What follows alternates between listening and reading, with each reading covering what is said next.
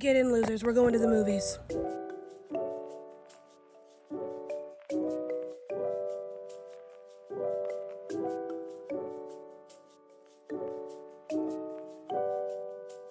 All right, let's talk about it. So that was Anatomy of a Fall, directed by Justine Triet, stars Sandra Hüller. I should probably do a little more research before I go see a movie, which I'm kind of glad I didn't, because had I done my research, I probably wouldn't have seen this, because I am not a fan of subtitles. Somebody's gonna say, well, can't you read and watch the movie at the same time? No, I can't.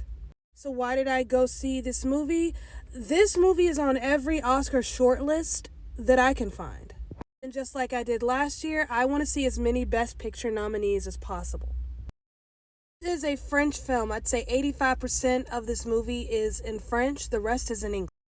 Sandra's husband Samuel fell to his death, hit his head, bless his little heart, and Sandra has been accused of unaliving him.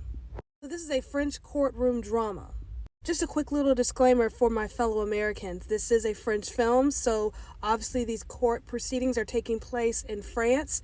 The way they do things is very different from how we do things, so you might find the process a bit frustrating.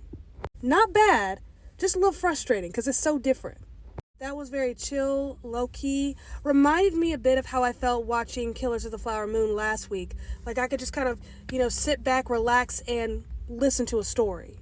But Sandra Hüller gives a performance that I think could possibly nab her an Oscar nomination.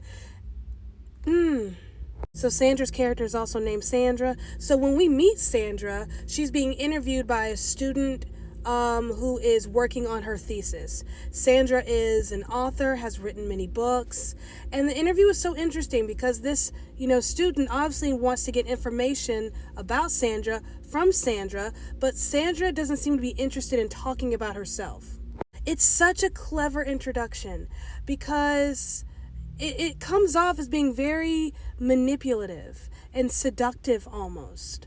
And then this great big bad thing happens, and we're just taking on this roller coaster ride with this character. So I start the movie feeling a little uneasy about her, and then we get into the thing that happened, and I can empathize with her grief a bit, and the shock and confusion. And then as she's, being accused of doing this thing, she gets indicted. Then we get into the trial part, and that's when, everything kind of unfolds. And the picture that we got of Sandra at the very beginning, nothing is what we thought it was. She's not who we thought she was. And now I don't know what to believe. So if you go and see this movie and you feel a little unsatisfied at the end, I think that's normal. The way this movie kind of moves reminds me a bit of Tar, the Cate Blanchett movie from last year. It's well written, beautifully shot, interesting angles, certain things to kind of really mess with our perception of her, but it all hinges on Sandra Hüller's performance. She is the movie. She is the story. If she falls flat, the movie falls flat. But yeah, I love that. I really enjoyed that one.